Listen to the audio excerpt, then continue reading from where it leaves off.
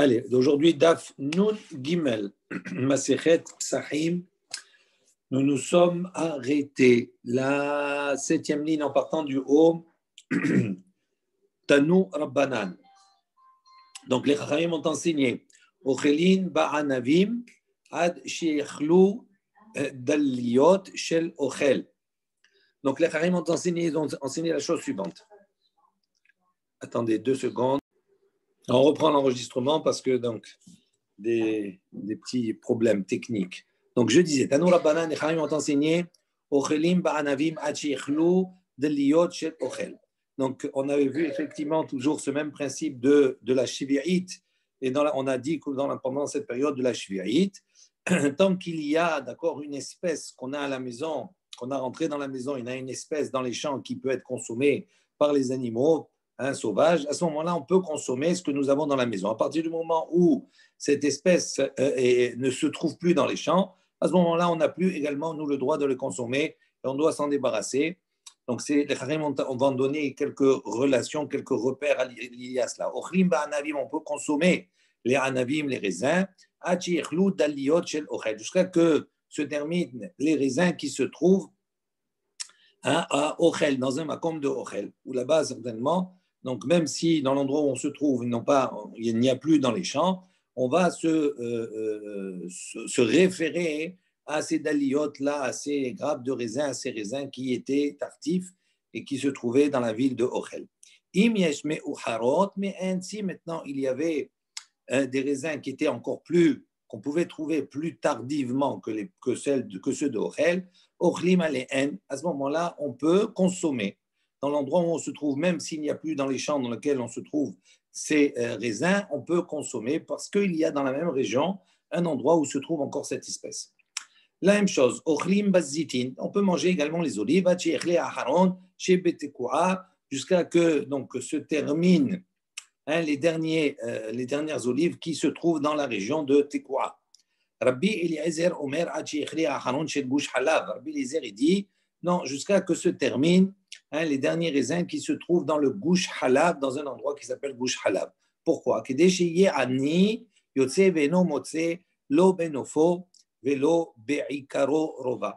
à partir du moment où là-bas sortaient les pauvres et qu'ils ne trouvaient plus un benofo dans le feuillage, velo be'ikaro, ni également dans le tronc, rova, c'est-à-dire un quart du cave.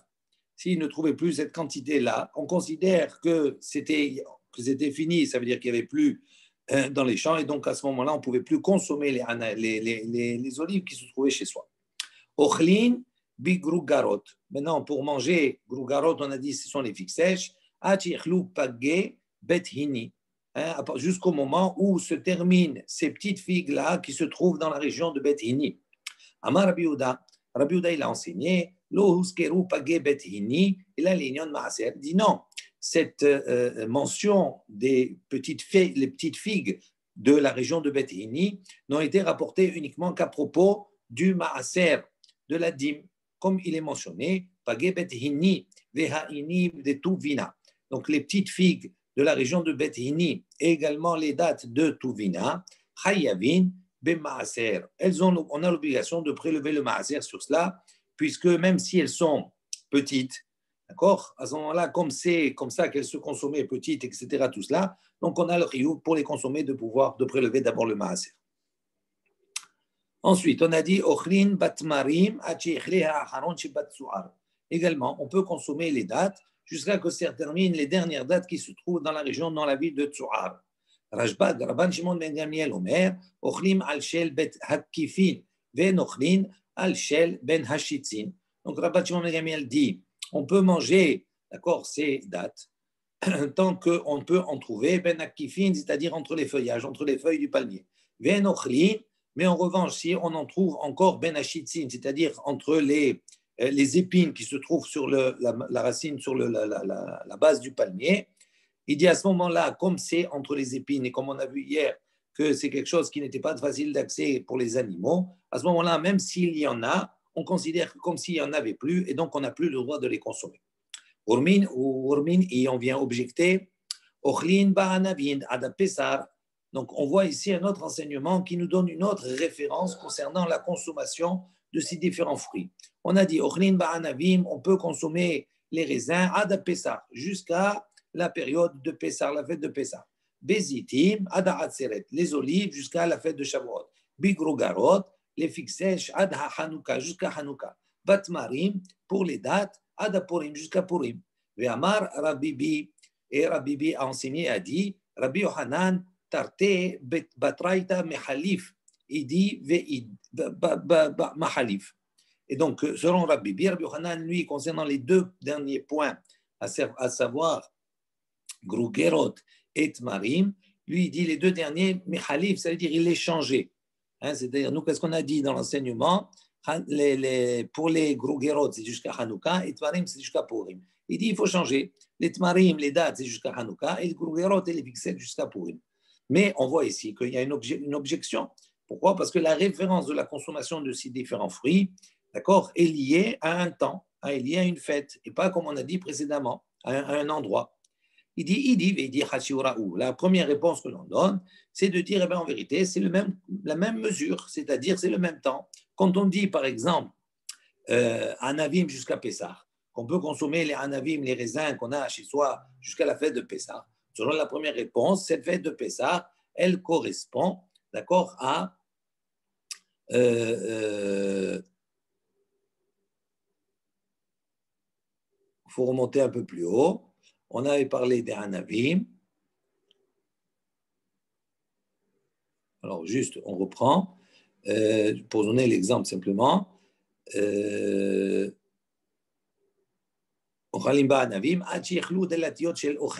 On avait pris comme référence, c'était l'endroit de Ochel.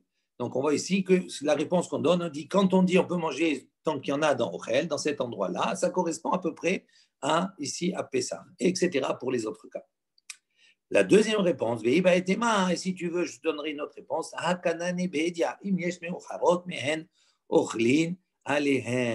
Il dit, on a enseigné clairement, on a déjà enseigné précédemment, on a dit ici maintenant, mais il y a un temps qui est, on en trouve encore plus tardivement, à ce moment-là, on peut en manger. Donc on voit ici que ce n'est pas contradictoire. Quand on en donne un makom, généralement c'est dans cet endroit-là, d'accord, où on en trouve, même si à partir du moment où on en trouve, il dit maintenant, si effectivement, c'est plus tardif, donc ça veut dire qu'il y a une limite qui est liée, par exemple, à la fête de Pessah ou à la fête de Shavuot, etc. Tania, Rabbi Shimon ben Gamliel Omer. Donc, Rabbi Shimon ben Gamliel enseigne, il y a une baraita qui dit, Siman leharim milin. Il dit, le signe concernant les montagnes, c'est-à-dire à partir de quand on considère que c'est une montagne, que c'est des montagnes, milin, le signe c'est quoi? C'est les chênes, les arbres, ces chênes-là qui s'y trouvent. Alors, quand on trouve des chênes, on voit que c'est quelque chose qui est significatif des montagnes. C'est un endroit qui est propice au fait que ces chênes se trouvent et poussent d'une manière beaucoup plus, on va dire, agréable. Siman la amakim, kalim, il dit le signe qui donne, on va dire, le statut amakim aux vallées, c'est-à-dire entre deux montagnes, des kalim, c'est quand on trouve là-bas des palmiers. Siman la nehalim, kanim, également le signe qui est significatif, nehalim, c'est-à-dire des fleuves, de Nahal, c'est kanim, ce sont les roseaux qui s'y trouvent. Siman les shefela, le signe d'accord qui caractérise shefela, c'est-à-dire une plaine, shikma.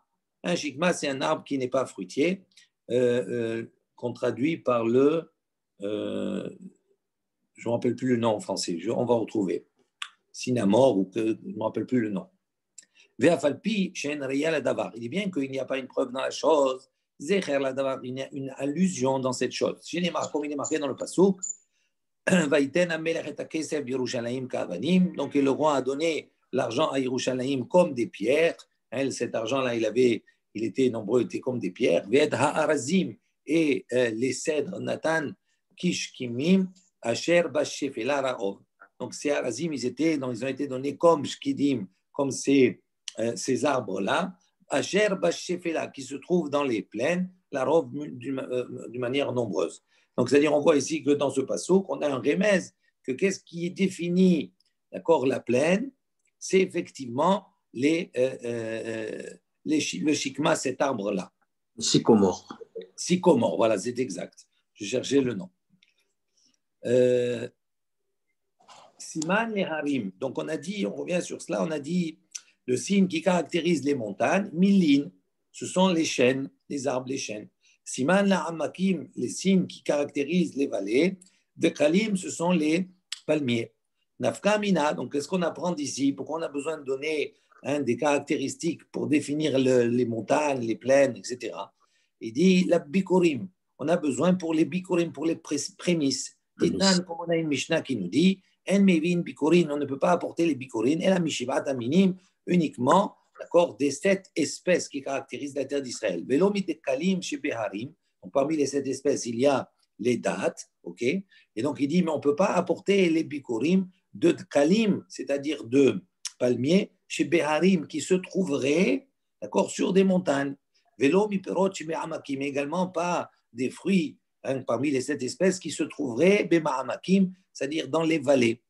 Pourquoi? Parce que la vallée et les montagnes, il y a des espèces qui leur sont spécifiques. Ça veut dire que c'est quelque chose qui pousse bien. Donc, ça veut dire que les fruits des kalim qu'on trouverait dans les montagnes, ce n'est pas leur lieu normalement où ils peuvent se développer bien. Et donc, on n'a pas des fruits qui sont de très bonne qualité. Donc, c'est pour ça qu'on ne peut pas apporter les bikurim. C'est pour ça qu'on a donné des simanim, des signes pour chaque région.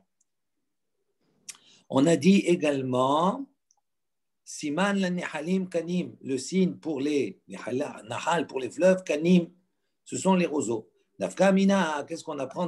On déduit de cette précision, on apprend quoi? On a besoin pourquoi? Les Nahal Etan. Quand si on avait dans la Torah, on parle d'un cas où une personne a été trouvée morte, à ce moment-là, on va mesurer quelle est la ville qui est la plus proche de ce mort-là.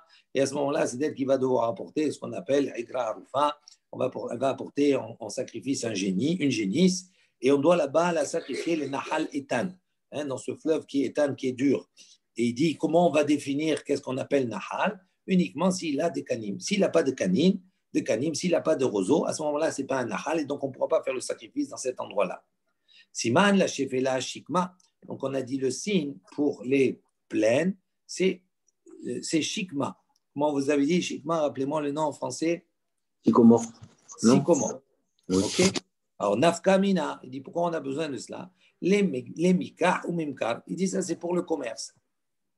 Rachid précise, il dit comme cela, il dit si j'ai fait là, si quelqu'un te dit je te vends un shefela, c'est-à-dire une plaine, il a à ce moment, on a besoin pour que cette plaine-là puisse être considérée comme une plaine, on a besoin là-bas que l'on trouve ces arbres-là. Et s'il n'y a pas, à ce moment-là, elle n'a pas une valeur de shefela, c'est-à-dire de plaine, et donc ce n'est pas une bonne vente.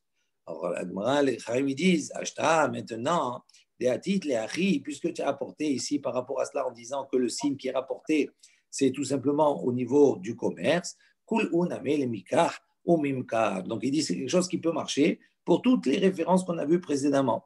Si quelqu'un il veut acheter des montagnes, par exemple, il faut dans la vente, une montagne, c'est quoi? C'est quelque chose qui est défini par rapport à ces chaînes qui sont là-bas. Et s'il n'y a pas, à ce moment-là, ce n'est pas une bonne vente. On aborde une nouvelle Mishnah, Matnitin. Makom shenagul limkor behema daka, lanochrim, mochrin. Makom shelo nagul limkor en mochrin. Donc, on est un endroit où on a l'habitude là-bas, d'accord, de vendre une behema daka, c'est-à-dire des ovins, comme des moutons, etc. Les nochrim, de vendre ça à des non-juifs. Mochrin, on applique le minag du makom, on peut vendre. Makom shelo nagul limkor. En revanche, l'endroit où on n'a pas l'habitude de vendre même Bemadaka, c'est-à-dire des ovins, à ce moment-là, on ne peut pas vendre. On va voir ici que l'idée, c'est quoi? C'est qu'on n'a pas le droit de vendre à un non-juif une béma, un animal qui est domestique, un bovin. Pourquoi? Il dit parce que si c'est une désira comme ça, on ne peut pas vendre à un non-juif. Pourquoi? Parce que si on permet de vendre, à ce moment-là, on risque également de lui prêter ou de lui louer. Et donc, si on prête et on loue, cet animal, il appartient toujours aux juifs. Et donc, il risque que le non-juif peut faire travailler cet animal pendant Shabbat. Et comme c'est notre propriété, on n'a pas le droit. La Torah nous interdit de faire travailler également notre animal. Donc, il disait pour cela, pour ne pas arriver à louer ou à donner, à prêter, à ce moment-là, c'est pour ça qu'ils ont interdit la vente. En revanche, pour les behemoth dakot, la behema daka, c'est-à-dire un ovin, ça, il n'y a pas de problème. Pourquoi? Parce que ce n'est pas un animal qu'on fait travailler. Donc, je reprends la suite. Makom shelona gulimkor en mochrin. Ou bechol makom. Maintenant, dans tout endroit, quelle que soit la situation, en mochrin la on n'a pas le droit de leur vendre des magasa, donc des bovins, grands animaux, agalim, besiyahin, shlemin ou shvurin. Également, on ne leur vend pas ni des veaux, ni des petits hannetons, des ânes, etc., hein, qu'ils soient shlemim, qu'ils soient entiers, ou qu'ils soient shvurim, c'est-à-dire qu'ils soient boiteux, etc., tout cela, même s'ils ont ils sont mutilés, même s'ils ont un défaut. Hein, on pourrait imaginer que quand ils sont shlemim, on ne peut pas les vendre parce qu'on comprend, parce qu'ils peuvent utiliser pour travailler, mais s'ils ont un défaut, s'ils sont mutilés, on ne peut pas les faire travailler. Malgré cela, on ne les vend pas. Pourquoi? Pour ne pas arriver à prêter ou bien à louer un animal qui est en bonne santé. Rabbi Yehuda Matir Bashvura, Rabbi Yehuda, lui, en revanche, il autorise l'animal qui est mutilé. Ben Betera Matir Basous, Ben Betera, lui, il autorise de vendre un sous, un cheval. Pourquoi? Parce que le cheval, généralement, il était utilisé uniquement pour chevaucher, pour monter dessus, et ne pas chevaucher un animal pendant Shabbat, c'est uniquement Gzerat Chachamim, c'est un décret des Chachamim. Donc, même s'il viendrait à chevaucher, ce n'est pas un interdit de la Torah. Makom shinagu lechol tsali belele psahim. Un endroit où on a l'habitude de manger, d'accord, tsali, quelque chose, d'accord, une viande qui est grillée le soir de Pessah, d'accord, ochlin, on mange. Makom shinagu shilo lechol, en revanche, l'endroit où on n'a pas l'habitude de manger de la viande grillée le soir de Pessah, en ochlin, on ne mangera pas. Hein, il dit, on va voir, parce que tout le principe de consommer de la viande grillée, c'est quelque chose qui rappelle le Korban Pessah, oui, qui lui, celui-ci était grillé. Donc on va revenir ça dans l'agma, on va voir. Amar Rabbi Yehuda Amar Rabbi Yehuda l'a dit au nom de Rab. Asuro le Adam shiomar basar ze le Pesach mipnei shenireh kemakdish behemto veochel kadashim bachutz. Donc Rabbi Yehuda il a dit au nom de Rab, il est interdit à l'homme de dire, hein, quand il va faire ses courses, etc., ou bien qu'il va acheter passar de la viande, il n'a pas le droit de dire passar ze la Pesach. Cette viande-là, c'est pour Pessah. Hein, quand on dit c'est pour Pessah, ça sous-entend, on peut comprendre Pessah. Pessah, c'est quoi? C'est le Korban. Et donc, si on dit comme cela, c'est problématique. Pourquoi?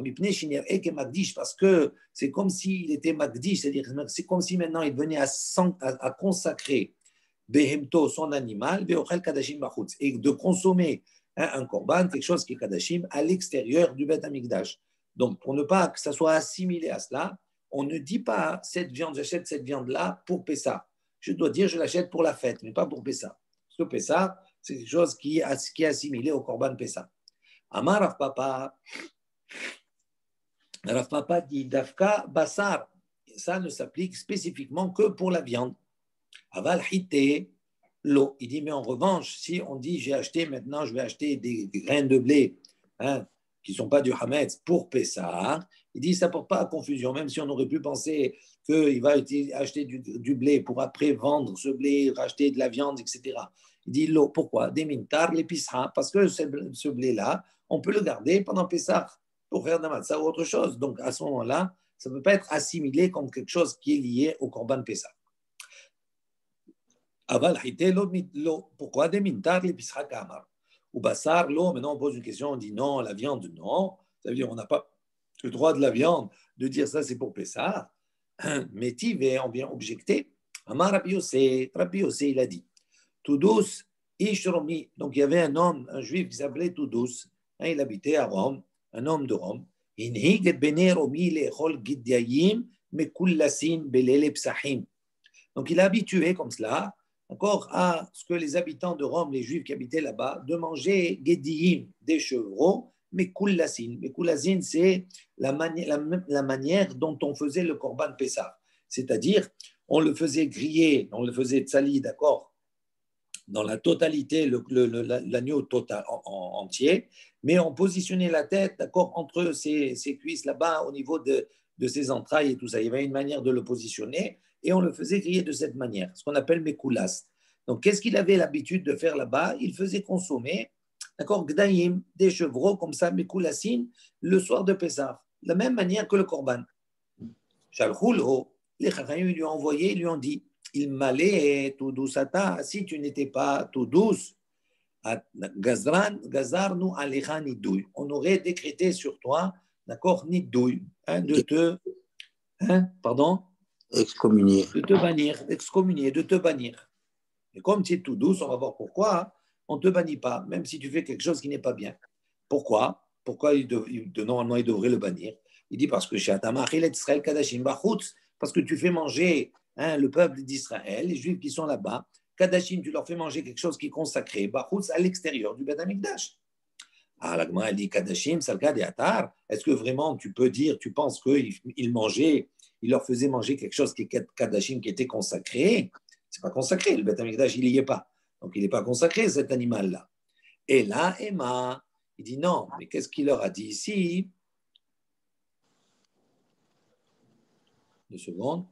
Et là, Emma, Karov leha achil et Israël kaddashim bachutz. Il dit non, c'est proche, d'accord, de faire consommer le peuple d'Israël kaddashim, c'est-à-dire quelque chose qui a l'aspect, on va dire, dans les mêmes conditions qu'un korban bachutz à l'extérieur. Donc, qu'est-ce qu'on déduit de cette histoire? Mekulas in, shen mekulas lo. On a dit quoi? Qu'est-ce qui était interdit? Uniquement quelque chose qui est grillé, qui est mekulas, ça veut dire de la même manière que le korban Pessah.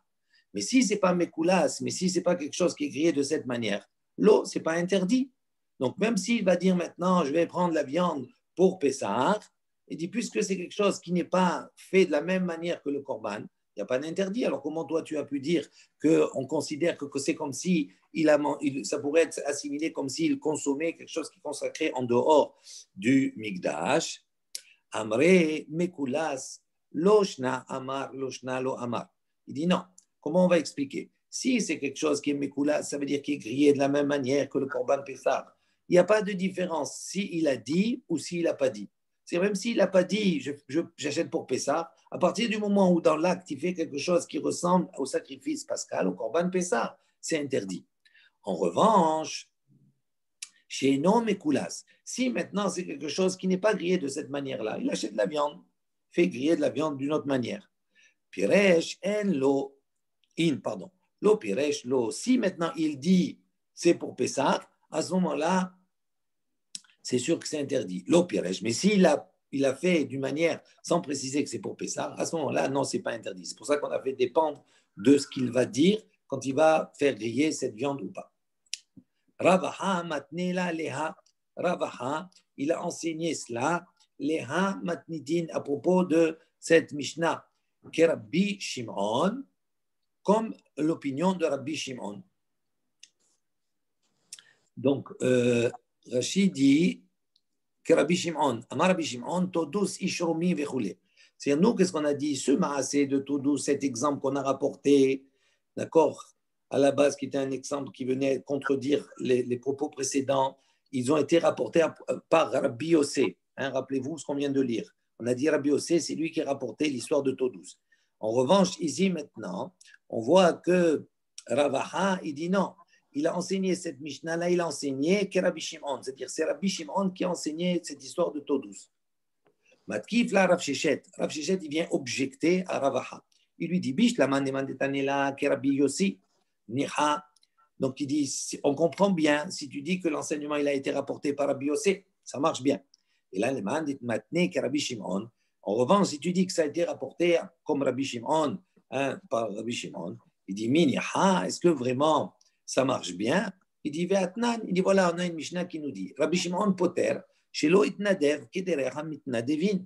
On voit ici dans une Mishnah, dans cette Mishnah, là-bas, Rabbi Shimon intervient et on parle de quelqu'un qui a dit, Rashi nous précise, il nous dit, Beomer are alay minha minaseorim. Si quelqu'un il a dit, d'accord, il a pris sur lui, il a dit, je vais apporter minha. Minha, c'est un korban végétal avec de la farine. Il dit minaseorim. Et il précise, il dit, je vais apporter, je consacre ça comme korban minha, minaseorim, mais avec de la farine d'orge. Il dit, ça ne marche pas normalement. Il y a une discussion. Est-ce que ce korban, il peut être, on va dire, il est valable, l'engagement qu'il a pris ou pas? Alors ici, Rabbi Shimon, il dit poter. Non, il n'est pas tour. C'est-à-dire, il n'a pas de valeur. Pourquoi? Parce que chez Loït Nadev, parce qu'il n'a pas fait le Nedava, le Neder, le vœu, le don, il ne l'a pas fait comme il doit se faire. Parce que normalement, c'est fait avec de la farine de Hita, de blé, et non pas de Seorim, et pas de Seor, et pas d'orge. Donc, si on dit comme cela, on va dire la même chose ici. Même s'il a fait Mekoulas, même s'il a fait de la même manière, on va dire, OK, que le Korban Pessah. Il dit, mais normalement, Rabbi Shimon, dans ce cas-là aussi, ça serait autorisé pour terre. Pourquoi? Parce qu'il n'a pas fait, il n'a pas dit exactement comme il n'a pas fait exactement comme il devait se faire, puisque de toute façon, c'était en dehors du Beth Amikdash. Donc ça ne marche pas. Amal et Ravina, les Ravashi, Ravina, il dit à Ravashi, Uman de Matnila, que Rabbi aussi miniha. Est-ce que même si tu vas dire que l'enseignement est rapporté selon l'opinion de Rabbi aussi, est-ce que ça marche bien? Il dit, Amar Rava, Rava, il a enseigné, il a dit, Rabbi Shimon, Bishitat Rabbi aussi Amara. Rabbi Shimon, il a dit son enseignement, quand il a dit Poter, hein, il a dit, il est acquitté de ce korban de Minha, il l'a dit par rapport à la même Shita, avec la même version, la même opinion que Rabbi aussi. Donc, si tu dis comme cela, des Amar, qu'est-ce que Rabbi aussi il a dit par ailleurs dans un autre cas à propos d'un korban Ola? Là-bas, c'est marqué Av Bigmar Devarav Adam Nitpas. Il dit même, on considère qu'on va considérer, prendre en considération même la fin des propos d'une personne. C'est-à-dire quoi? Ça veut dire qu'il y a une discussion. Si quelqu'un dit, voilà, j'ai pris sur moi minha. Minha, c'est quoi? C'est un korban végétal. Normalement, le korban végétal, il est fait avec de la farine de blé. Et à la fin de ses propos, comme si on coupait les propos en deux. Et la première partie, elle dit, j'ai pris sur moi minha, le korban minha. Après, basséorine, mais je la porte avec de l'orge. Donc ça veut dire que le début, il a un sens, et la fin, elle a plus de sens. Alors il y a une discussion. Est-ce qu'à partir du moment où il a dit le début, ça y est, il s'est engagé, avant qu'il dise la fin de la phrase, il s'est déjà engagé. Donc, il est tenu par cela. Donc, il ne peut pas l'utiliser et le manger n'importe comment. Il lui a donné, il a consacré cette farine. Ou bien on va dire non, on va prendre en considération jusqu'à la fin des propos. Et comme la fin, elle n'a pas de sens, parce qu'on ne peut pas apporter un korban avec de l'orge, mais il faut impérativement de la farine. Comme la fin n'a pas de sens, donc elle annule la totalité de la phrase. Et il dit ici, Rabbi aussi, il considère, il tient de ce principe-là, je le reprends dans les mots, qui dit Af bigmar devarav adam nitpas. Ça veut dire l'homme, il est saisi, il est pris, même sur la fin de ses propos. C'est-à-dire, on considère, on va aller jusqu'au bout. Donc, on voit ici que Rabbi Shimon, il suit l'opinion de Rabbi aussi. Pourquoi? Parce que Rabbi Shimon, qu'est-ce qu'il a dit? S'il a fait le neder, il a porté la nidava, il a dit, cette farine-là, c'est pour minha, mais de séorine, d'orge. Ça n'a pas de valeur, ça n'existe pas, séorine. Donc, ça n'a pas de sens. Donc, comme ça n'a pas de sens, ça annule la totalité de ses propos. Il dit, d'accord, donc on voit que Rabbi Shimon, il va comme Rabbi aussi. Il dit, Maïlab, mite Rabbi Shimon, savar là, que Rabbi aussi. Et donc, est-ce qu'on ne peut pas dire que puisque Rabbi Shimon, il pense comme Rabbi aussi, donc ça veut dire que Rabbi aussi n'a mis savar là, que Rabbi Shimon, il pense comme Rabbi Shimon. Et si on dit que Rabbi aussi pense comme Rabbi Shimon, à ce moment-là, ça pose problématique également par rapport à l'enseignement qui a été rapporté de taux 12 au nom de Rabbi Shimon. C'est Rabbi Shimon qui a dit cela. Même lui, ça lui pose problème. Pourquoi? Parce qu'il a fait Mekoulas, ok? Mais comme c'est quelque chose qui n'a pas de sens, puisque c'est à l'extérieur, etc., donc ça n'a pas de sens. Donc si ça n'a pas de sens, donc ça n'a pas de valeur, donc ça ne serait pas interdit. Donc même pour Rabbi aussi, ça pose problème. Comment on répond à cela? Il dit, lo, Rabbi Shimon Zavarak Rabbi aussi. Effectivement, Rabbi Shimon, lui, il pense comme Rabbi aussi. Ça veut dire quoi? Il tient compte de ce principe-là, qu'on va jusqu'au bout des propos, et que si la fin n'a pas de valeur, elle annule tout. Il dit, en revanche, lo Rabbi aussi Savarla que Rabbi Shimon. En revanche, Rabbi aussi ne pense pas comme Rabbi Shimon, parce que Rabbi Shimon, lui, d'accord, il est intervenu à propos du mincha, du korban mincha. Tandis que Rabbi aussi, lui, quand il parle à propos du Ola, il dit c'est pas la même chose. Donc ça veut dire qu'il peut tenir compte de ce propos-là, mais il ne peut pas, d'accord, c'est pas obligé que ça s'applique dans toutes les situations. Rabbi aussi, lui, il dit, ok, on tient compte des propos jusqu'à la fin. Il dit, mais quand ça a un sens. Tandis qu'ici, quand on a dit le mincha, bah, c'est orin. Il dit c'est orin, ça n'a pas de sens. Donc c'est sûr qu'il ne peut pas penser comme Rabbi Shimon, c'est pas la même chose. Pour le Ola, il ne pense pas de la même manière. Bon. Je vous inviterai à lire le Rashi, c'est très intéressant, pour pas trop retarder. Ibaya le où? Donc on revient, on a posé une question. Todus ishromi gavra rabba ava o baal hakufrin ava. Donc on a posé la question, on a dit Todus, cet homme-là, qui était un homme de Rome, est-ce que gavra rabba ava, est-ce qu'il était un homme important? Et donc, pour ça, on lui a dit, si tu t'appelais pas Todous, si tu n'es pas Todous, on t'aurait banni, on t'aurait excommunié. Donc, ça veut dire que c'est un personnage. Alors, pourquoi il n'a pas été excommunié, banni? Est-ce que c'est parce qu'il était Gavra Rabba, c'est-à-dire un homme qui était important, d'accord, un Tani Chacham, etc. Ou Baal et Gorfin Ava, ou bien c'était une personne qui était, violente, d'accord? Alors, est-ce que c'est pour ça ou pour ça? Il dit, Tashma, viens, écoute. Od zo daraj todus. Il dit, voilà, todus, en vérité, c'est parce qu'il était Gavra Rabba, c'était un Tani Chacham, c'était un homme important. Nous, on voit, voilà, il a fait une dracha, il a expliqué todus. Ishrumi, cet homme de Rome. Il a expliqué la chose suivante. Il a dit, Mara'u Hanania, Mishael, Azaria, Shemasru, Atzman, Al Kedushat Hashem, Nikifshana Esh. Il dit, pourquoi, hein, comment Hanania, Mishael et Azaria, ils ont vu, en quoi ils ont vu qu'ils pouvaient se jeter eux-mêmes, d'accord, dans la fournaise, d'accord, Al Kidushat Hashem, pour la sanctification du nom d'Akadosh Baruch Hu. D'où ils ont appris cela? Hein, il dit devant Nebuchadnezzar, d'accord, il leur a demandé de se prosterner. En vérité, on aurait trouvé des situations où ils avaient le droit à ce moment-là de se prosterner. Mais il dit comment ils ont pu dire on préfère aller dans la fournaise, rentrer et se faire brûler que de suivre l'ordonnance de Nebuchadnezzar à ce moment-là. Comment ils ont réfléchi? Il dit Nas'u kalvahomer. Ils ont fait un kalvahomer, un raisonnement. Be'atzman mitzfardeim. Ils ont fait un raisonnement entre eux-mêmes, c'est-à-dire leur situation, avec les tzfardeim, avec les grenouilles, dans la plaie d'Égypte. Il dit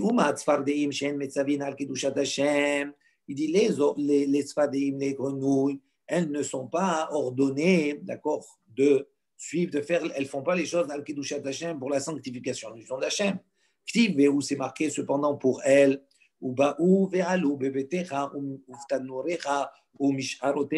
c'est marqué là-bas qu'elles se sont jetées, elles sont allées, ces grenouilles, elles étaient dans tes maisons, dans tes fours et dans tes pétrins. Il dit, il dit à quel moment on trouve les pétrins qui se trouvent à côté des fours? Il dit, c'est au moment où le tanour, le four, il est chaud. Il dit, parce qu'on pétrit et on enfourne. Et donc, on voit que quand on dit qu'elles se sont entrées dans le tanour, on parle d'un tanour qui est chaud. Et donc, elles se sont brûlées dedans. Il dit, si les grenouilles qui n'avaient pas, donc, ils n'étaient pas Metsuvim, ils n'étaient pas, d'accord, ordonnés, ils n'avaient pas sur eux la mitzvah de sanctifier le nom d'Hachem. Il dit, nous maintenant, chez Metzavin, à Kedushat Hashem, nous, on a la mitzvah, on est ordonné de sanctifier le nom d'Hachem. Il dit, Alachat, comme avec Amar, à plus forte raison que nous, on doit se laisser et de se jeter dans le feu plutôt que de faire de la Avodazara. Donc, on voit que tout douce, il a fait une draja, c'est quelque chose qui réfléchit, c'est un Tani Chacham, et donc c'est pour ça qu'il a été épargné du nidouille de l'excommunication. Rabbi Yosef Bar Avin Amar, Rabbi Yosef Bar Avin a dit, Matil milay lekis shel talmidei chachamim haya. Donc Rabbi Yosef Bar Avin, il a apporté une autre raison. Il a dit parce que Matil milay lekis shel talmidei chachamim, parce qu'il donnait, d'accord, il apportait là-bas la parnassa dans les poches du talmidei chachamim. Il faisait du commerce avec eux, d'accord, pour leur donner la parnassa. Damar Biohanan, car Biohanan, il a dit la chose suivante. Tout celui qui va donner la parnassa au Talmidei Chachamim, il mérite de s'installer, d'être dans la yeshiva d'en haut, au Gan Eden.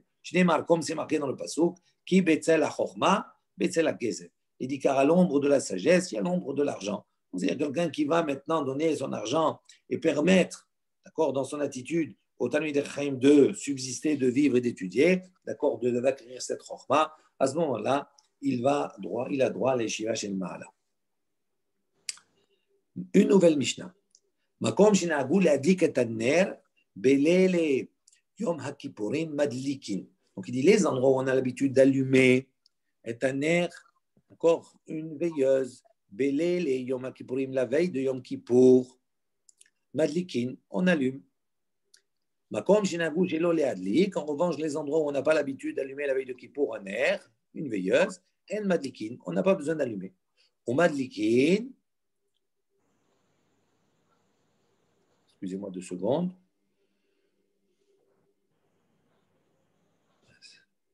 Au madlikin,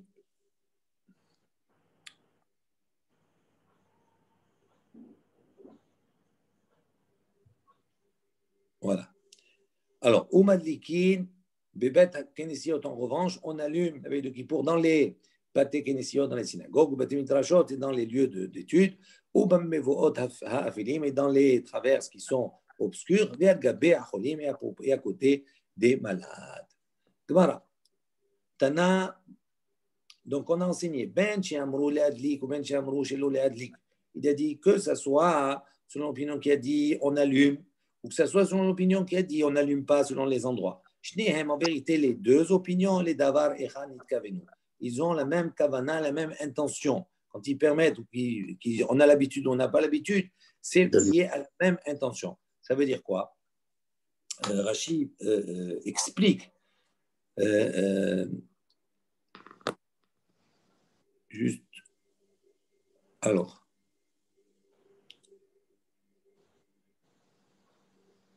C'est toujours difficile parce que je travaille avec la tablette et c'est pas évident. Je ne suis pas à la maison, on n'est pas en France, c'est un peu difficile. Alors, la Gemara dit, Ben Jamrou Rashi dit, Otan Shinagoud Leadlik, Ve'anoagim Shelo Leadlik. Il dit ceux qui ont l'habitude d'allumer, ceux qui n'ont pas l'habitude d'allumer. Ils ont en vérité, ils ont le même objectif. C'est-à-dire quoi? Quel est l'objectif? Les Afrish Asmo Mimishke Ve'isha. C'est-à-dire de se séparer le jour de Kippour, d'accord, de relation avec son épouse. Hein, d'accord? Ha-omrim, ceux qui disent les adlik, c'est-à-dire on a l'habitude d'allumer. Pourquoi? Il dit pourquoi on allume d'Afka? Parce que comme on doit se séparer de son épouse, donc on va pas avoir de relation conjugale. Il dit on allume parce que comme on n'a pas le droit d'avoir de relation à la lueur de la lumière, donc c'est pour ça qu'on allume pour ne pas avoir de relation avec son épouse. Ça, c'est ceux qui ont le minag d'allumer. Maintenant, ceux chez l'olé adlik, et ceux qui ont dit qu'ils n'ont pas le minag d'allumer, pourquoi? Sovrim, ils pensent que chez un air d'olek, lorsqu'on va allumer la lumière, il va voir sa femme et donc ça va lui donner un certain désir. Donc, chacun, en vérité, il a abordé d'une manière différente, mais l'objectif, la raison d'allumer ou de ne pas allumer, elle est la même, pour ne pas avoir de relation conjugale le soir de Kippour. On reprend maintenant le texte après Rashi. Amar Rav Yoshua a dit Darash Rabba.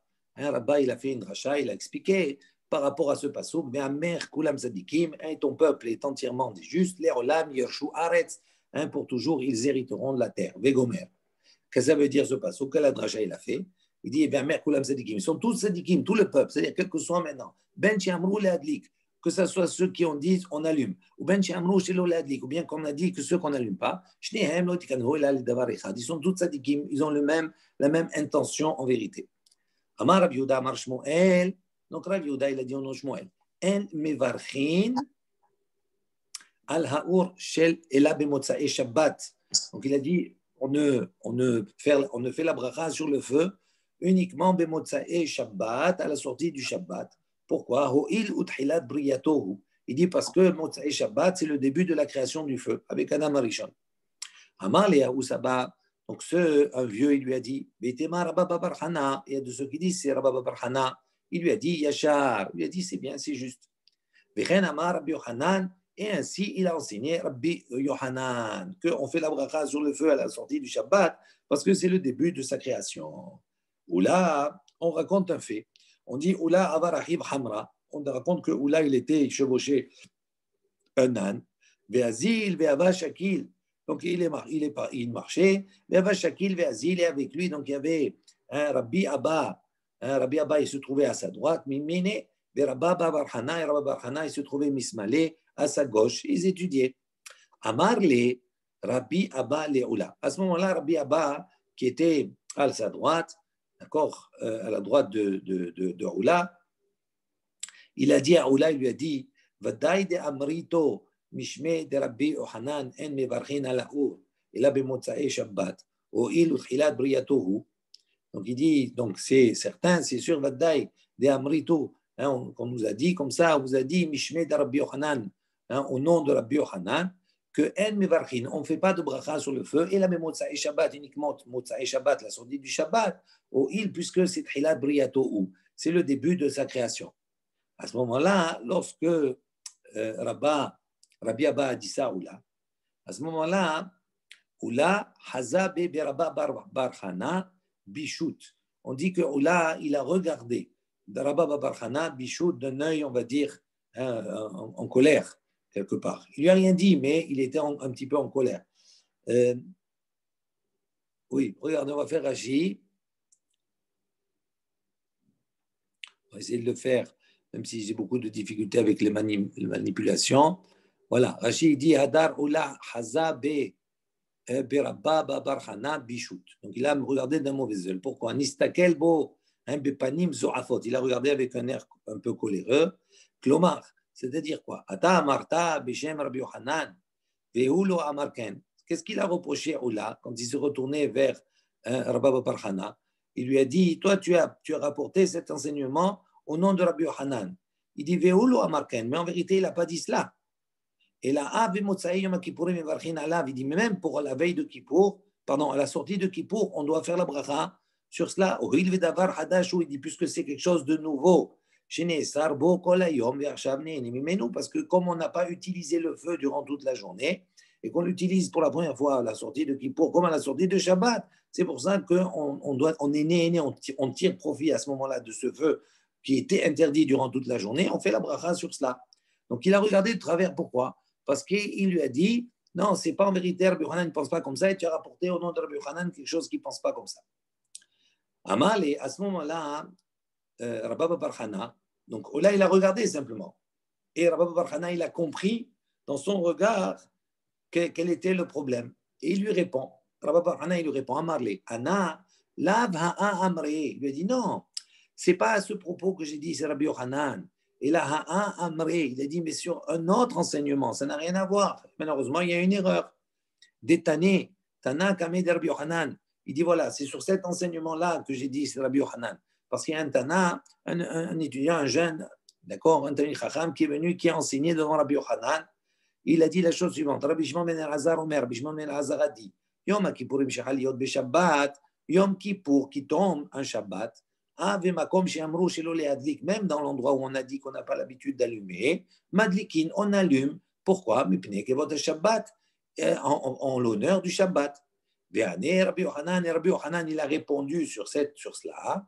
Batre, il lui a dit après, Batre, Vachachamim osrim. Il dit, mais les Chachamim, ils interdisent. Il dit, c'est sur ça que j'ai rapporté l'enseignement de Rabbi Yochanan.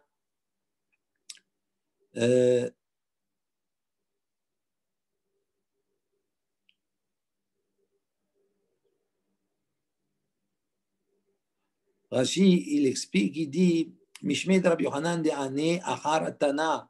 Donc il dit, il a rapporté au nom de Rabbi Yochanan, lorsque Rabbi Yochanan il a répondu après ce Tana, Chachamim osrim les adlik, que les Chachamim ont interdit d'allumer et taner, la veilleuse.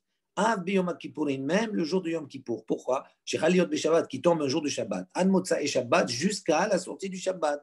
Velo iskarti chez Moshe Rabbi Yochanan, al Ur Motza et Shabbat. Mais je n'ai pas mentionné le nom de Rabbi Yochanan et la pensée de Rabbi Yochanan sur le feu de Motza et Shabbat, uniquement du Motza et Shabbat. Et là, Bazo, il dit que j'ai mentionné uniquement dans ce cas-là. Vehem Sovrim, et eux, ils pensent, chez Adavar Birkat Ur iskarti chez Mo. Il dit, certains, ils ont pensé que j'ai mentionné son nom sur la bracha de la lumière, du feu. Il dit, c'est pas sur cela du tout. Donc, il s'est expliqué. Un ou là, il a regardé, mais il lui a pas fait de remarque. Et l'autre, il a compris dans son regard quel était le problème et il a répondu. Maintenant, pourquoi je dis ça? On va voir la suite, qu'est-ce qu'elle nous réserve.